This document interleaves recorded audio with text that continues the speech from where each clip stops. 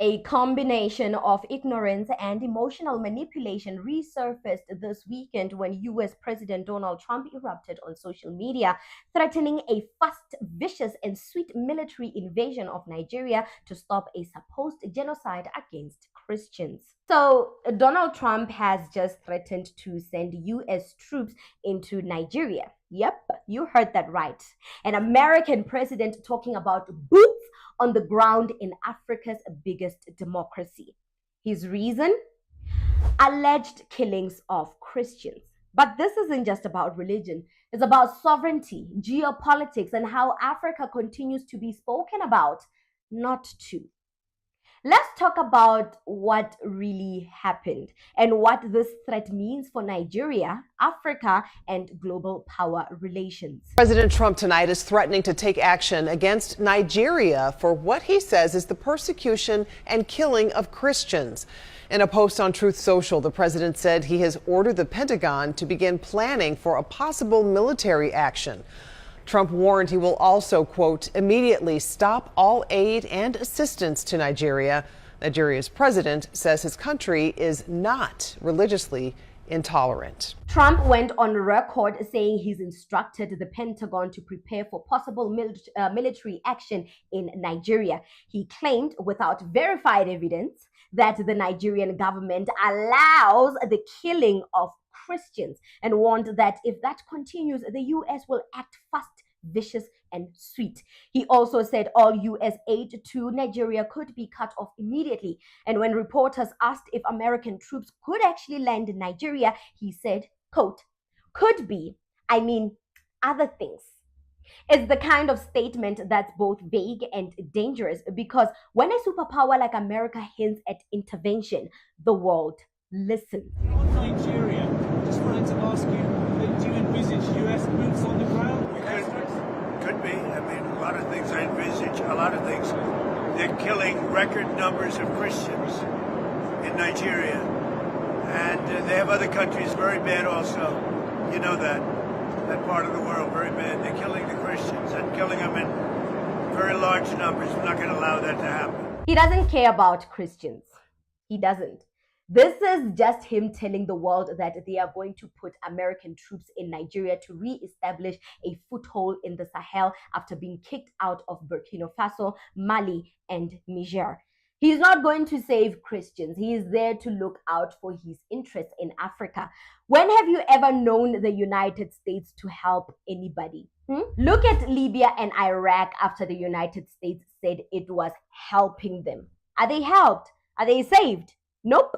America made up some big propaganda about Iraq and Libya, roped in the global north into it, got everybody believing that these countries are the big bad wolves and the itty-bitty picky citizens need to be saved, and America can be the only country to do the saving.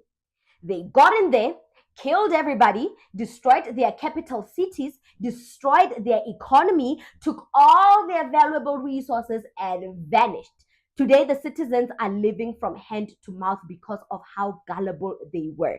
They did not stand up for their countries. I mean, when have you ever known Trump to help Black people? Look at the Black Americans and how badly Trump's economy is crippling them. Let's be real, guys. Donald Trump has never cared about Black people in America, and that's period. That's the truth. Under his administration, Black communities have faced rising unemployment, weaker civil rights protection, education cuts, and environmental neglect. He's rolled back diversity and inclusion policies, downplayed police brutality, and used race as a political tool. Let's not forget about the homelessness crisis that is currently plaguing the Black Americans. So if he doesn't care about Black people that live in his country, why would anyone believe he suddenly cares about Black Christians across the oceans in Nigeria? This isn't compassion, guys. It's politics. It's performance. He's using religion to score points with his white evangelical base, not to protect Africans. Because if Black sufferings truly moved him, he'd start by fixing it at home, in his own backyard. Black students and historically Black colleges and universities face threats from federal budget cuts, regulatory rollbacks, and weakening of protections for students in for-profit educational institutions. Programs designed to boost access, equity, and support for Black students are under pressure and nearly being cut. Look at the Gatsby-themed party. While food stamps are going to be cut, while food assistance is being slashed, while members of Congress and a lot of people in that room are getting paid for working, but they're making sure that federal employees are not getting paid. Has anybody been keeping track of exactly how much Donald Trump and the family have made since he's become president over the last 9-10 months? The fact that we don't know is another problem here, Joe. There's no transparency. Yes, I think it's fair to say tens, if not hundreds of millions. There are some estimates that say, yes, could be $1 billion or more that the various Trump enterprises have made since President Trump took office, because there is no effort to separate their business. In fact, we should note that party on Friday, as the government remained shut down just hours before the snap deadline, where suddenly millions of Americans would go hungry, this great Gatsby-themed party at Mar-a-Lago. I'm going to hazard a guess that President Trump hasn't read the book. It turns out, knows how it turned out. But a White House official there told the pool, that's why we have these images. The White House press pool was briefly allowed inside. What we're not showing here is there are also scantily clad dancers in martini glasses. But that White House official, Joe and Mika, told the pool there, quote, "A little party never killed nobody." Yet in the midst of all this chaos, he has the nerve to host a Gatsby theme party. While hardworking Black people are worried about snap cuts, he throws a big, lavish Gatsby party. How ironic is that? How ironic that he chose the great Gatsby theme. Oh, I hope he rots in hell. I hope he rots in hell. I hate the fact that America thinks it owns God, like God is their garden mouse that moves on their command. We asked God and he's okay with it. He says it's okay. We can invade lands and destroy people because we are the chosen nation. We are the chosen race. Nigerians, please listen to me very, very, very, very carefully. No nation commits to a costly rescue mission across an ocean for reasons of simple charity.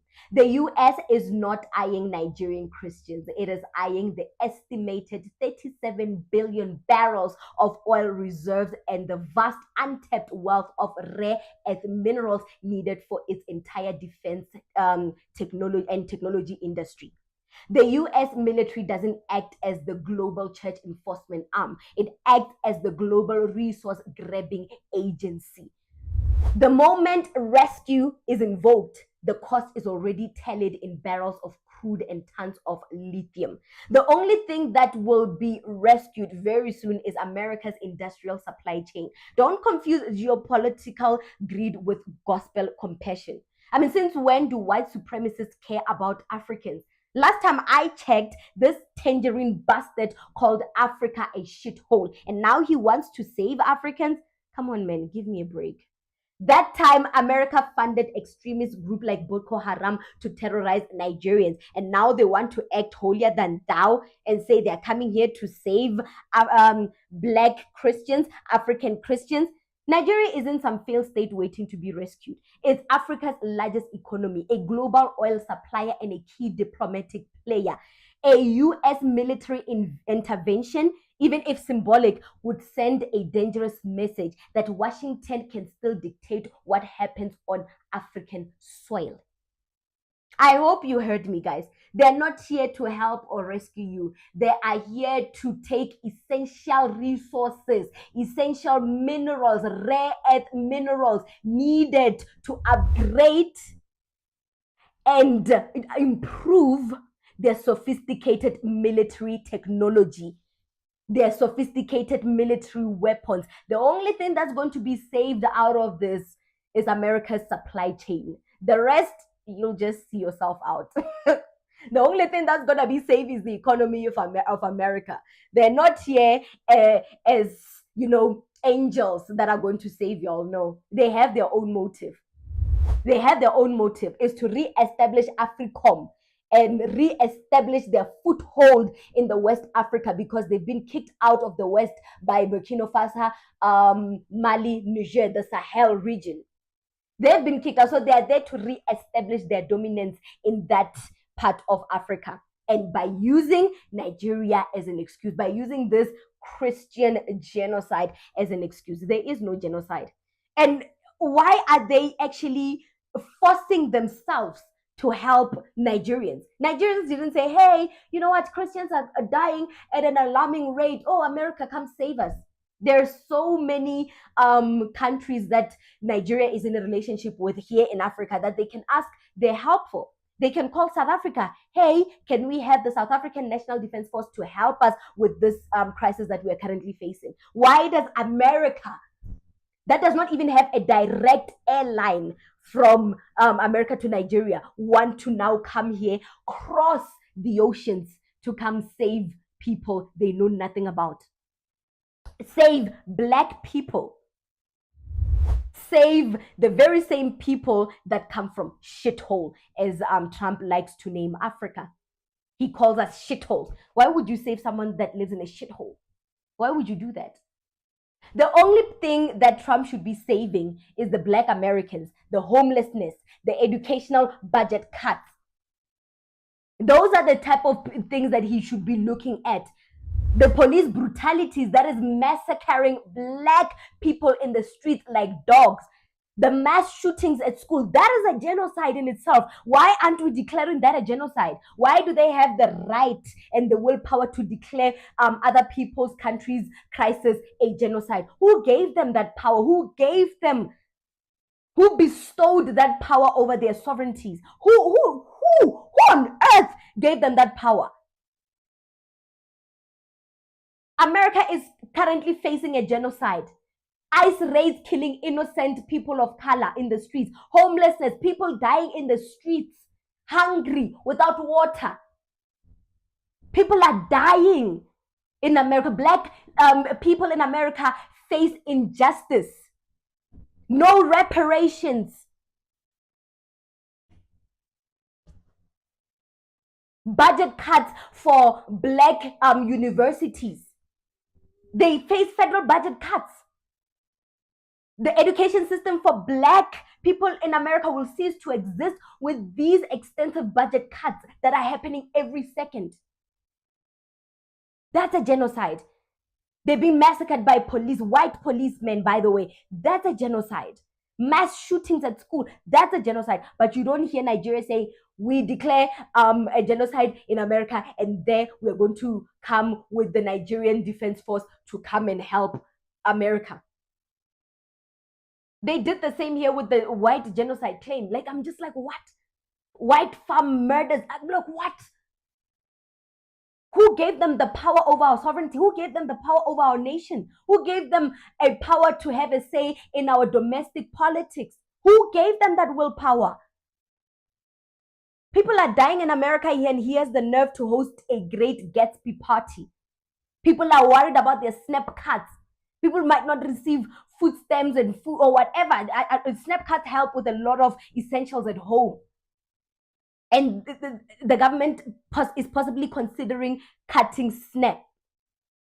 And he goes on and hosts a Halloween party with the theme of Great Gatsby. How ironic is that? At a time like this, how ironic is that? What do you think about this segment? Comment to us in the comment section below. Don't forget to like and share the broadcast. Subscribe to our YouTube channel. Hit that notification bell so you don't miss these groundbreaking conversations right here on the African Diaspora News channel.